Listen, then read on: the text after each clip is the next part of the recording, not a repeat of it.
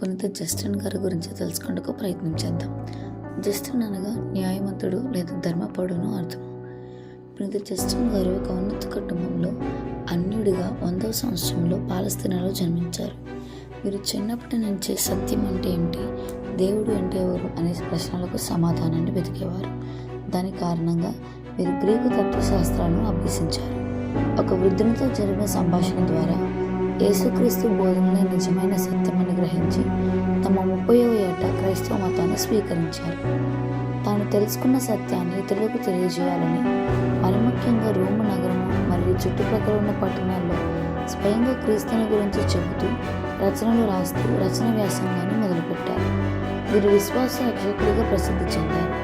వీరు క్రైస్తవులపైన తప్పుడు ఆరోపణలకు సమాధానమిస్తూ క్షమాటి అనే మొదటి గ్రంథాన్ని వీరు రచించారు. క్రైస్తవ విశ్వాసాన్ని సమర్థిస్తూ కూడా పుస్తకాన్ని రాశారు. జస్టిన్ గారి రచన ద్వారా మొదటి క్రైస్తవులు ఆదివారపు ఆరాధన, పవిత్ర బలి మరియు జ్ఞానస్నానం ఎలా జరుపుకునేవారని తెలుస్తుంది. రోమి రాజ్యంలో హింస జరిగినప్పుడు వీరు తమ విశ్వాసాన్ని విడగొట్టారు.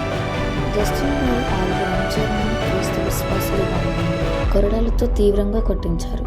అనంతరం వారి తలలు నరకబడ్డాయి. జస్టిన్ గారు 165వ సంవత్సరంలో వేదసాక్షి మరణం పొందారు. జస్టిన్ గారిని కథోలిక తత్వవేత్తల పాలకు పునీతుడిగా శ్రీసభ వెల్లడించింది.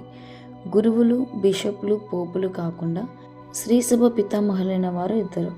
వారిలో ఒకరు పునీత జస్టిన్ గారు. కథోలిక సంఘంలో వీరిని జ్ఞాపకం చేసుకుంటూ జూన్ 1వ తేదీన పునీత జస్టిన్ గారి జ్ఞాపకార్థ పండుగ జరుపుకుంటారు. వీరి వల్లే మనం కూడా విశ్వాసాన్ని ధైర్యంగా కాపాడుకుంటూ జ్ఞానాన్ని దేవుని మహిమ కోసం ఉపయోగించాలని ప్రార్థిద్దాం. ఈ కొద్ది మాటలు దేవుడు దీవించును గాక. ఆమేన్.